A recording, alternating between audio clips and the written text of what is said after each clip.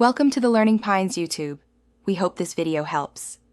You start now, power down, unplug, and ground yourself to avoid static. Remove the side panel, locate the SSD and confirm it's seated M2 fully inserted and SATA locked or SATA cable firm. Once done, confirm the drive has power. Many Gigabyte boards show no drive if the power cable is loose. Make a quick note of your BIOS version and current boot order.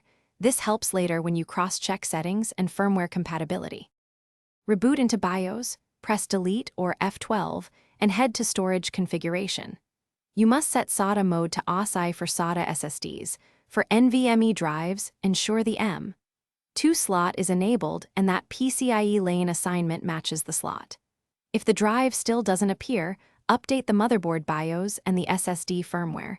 Mismatched firmware or old BIOS often prevents detection. Make sure updates are stable and follow Gigabyte's instructions.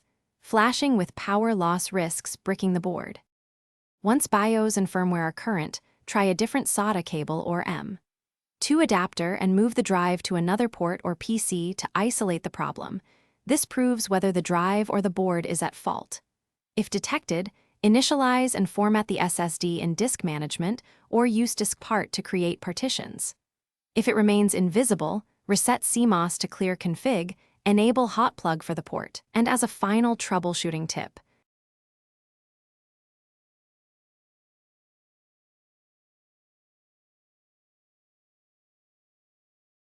Thanks for watching. Consider subscribing if we helped you.